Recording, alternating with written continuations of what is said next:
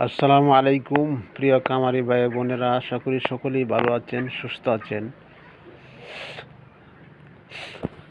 আর যারা পোলট্রি মুরগি পালন করেন তাদের জন্য আজকে একটি গুরুত্বপূর্ণ ভিডিও নিয়ে আসলাম। ভিডিওটি হচ্ছে মুরগির পানি ঘন ঘন বদলানোর উপকারিতা।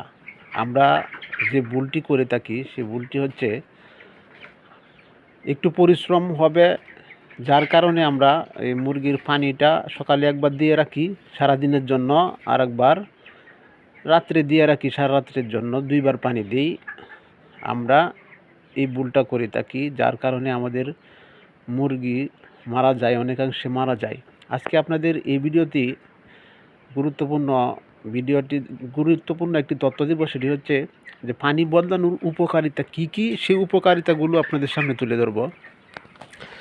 পানি বদলানোর 1 নম্বর উপকারিতা হচ্ছে যে আপনারা যদি পানিটা বদলায় দেন তাহলে কি হবে, মুরগির যে পেটের আছে, মুরগির মধ্যে লিভার আছে, তারপরে কিডনি আছে, এই কিডনিটা আপনার অনেক সচ্ছল থাকবে, ভালো থাকবে।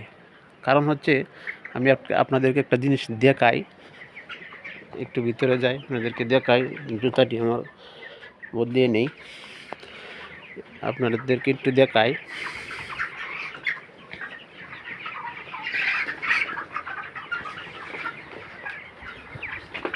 একটু খেয়াল করে দেখেন, এই যে দেখেন পানিটার মধ্যে কত ময়লা।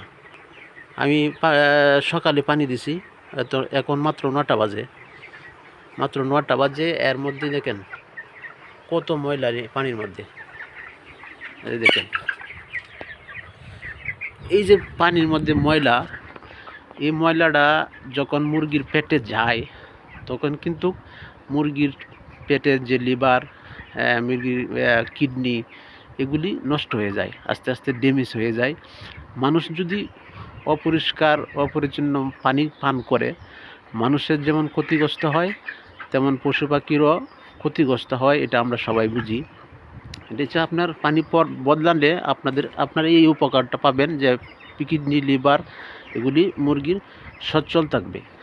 দ্বিতীয় যে উপকারটা পাবেন সেটা হচ্ছে পানিটা যখন বদলাই দিবেন, মোটরটা সাইরা যখন ঠান্ডা পানিটা মুরগিকে দিবেন, ঠান্ডা পানি খেলে মানুষের শরীরে যেমন আরাম বোধ করে, শান্তি লাগে, ঠিক তেমনি মুরগিগুলারও শান্তি লাগে। কারণ হচ্ছে দেখেন সকাল 9টা বাজে, এখনই দেখেন মুরগিগুলা হা করে কিভাবে নিঃশ্বাস নিতেছে, কারণ তাদের শরীরে অনেক গরম।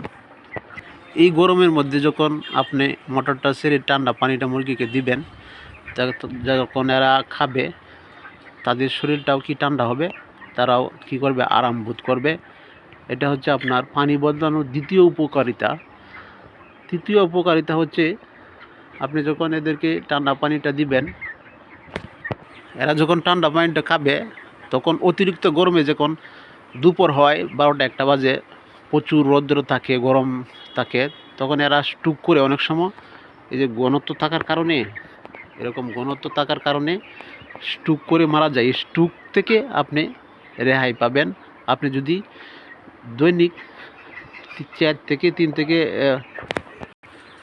4-5 বার প্রতিদিন পানিটা পরিবর্তন করে দেন, তাহলে আপনার মুরগি স্ট্রোক থেকে রক্ষা পাবে। আপনার কষ্ট হবে, কারণ পোলট্রি জগৎটাই হচ্ছে কষ্টের, অলসদের জন্য পোলট্রি না। ফার্মিং জগৎটা হচ্ছে যারা পরিশ্রম করে, যারা পরিশ্রমী তাদের জন্যই ফার্মিং জগৎটা।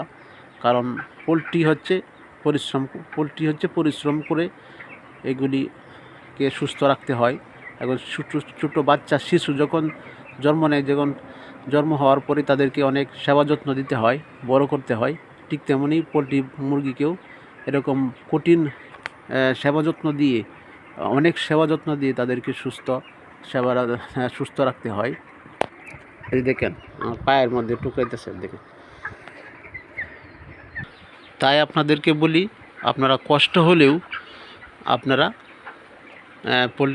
পোলট্রি মুরগি যারা পালন করেন তারা মুরগির পানি 3 থেকে 4 বার আপনারা পরিবর্তন করে দিবেন, এবং দুপুরবেলা অতিরিক্ত গরমের সময় বেশি গরম, মুরগি বেশি যখন এভাবে হাঁপাতে থাকে তখন আপনারা সি দিবেন, ভিটামিন সি দিবেন। এবং সাথে সি না থাকলে আপনারা আখের যে গুড়টা, এই গুড়টা আপনারা দিলেও মুরগির অনেক উপকার আসবে।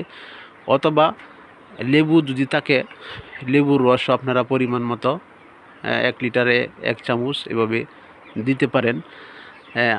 আরেকটা কাজ করতে পারেন, আপনাদের ঘরের টিনের যে চালা আছে সেই চালার উপরে আপনারা পানি ছিটিয়ে দিবেন। অথবা নিপল ডিঙ্কার যেগুলো আছে বাজারে কিনতে পাওয়া যায়, ঝর্ণা বলে, এগুলি আপনারা উপরে লাগিয়ে দিতে পারেন।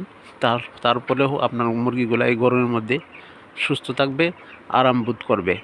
আরেকটা কাজ করতে পারবেন, আপনারা আপনাদের মুরগির ঘর যখন তৈরি করেন তখন আপনারা সিমেন্টের টিন ব্যবহার করবেন।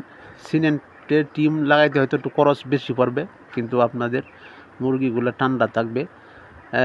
আরও একটি কাজ করতে পারবেন, সেটা হচ্ছে আপনাদের যারা টিন বর্তমানে লাগিয়ে দিয়েছেন, আপনাদের টিনের উপরে বিভিন্ন প্রকার যেমন গাছ আছে, তিতাকল্লা বলি, এবং বিভিন্ন সবজির গাছ, এগুলি উপরে লাগিয়ে দিলে টিনের উপরে যখন থাকবে, হয়তো টিন একটু ক্ষতি হবে, কিন্তু টিনের উপরে থাকলে টিন ছায়ার নিচে থাকবে, গাছের নিচে থাকবে, সবজি গাছের নিচে থাকলে এই টিন যখন আপনার রোদ থেকে হেফাজত থাকবে, টিনটা যখন গরম না হবে তখন আপনার ঘরে ঠান্ডা থাকলে আপনার মুরগি এরকমভাবে হাঁপাইবে না, মুরগি আরাম বোধে থাকবে।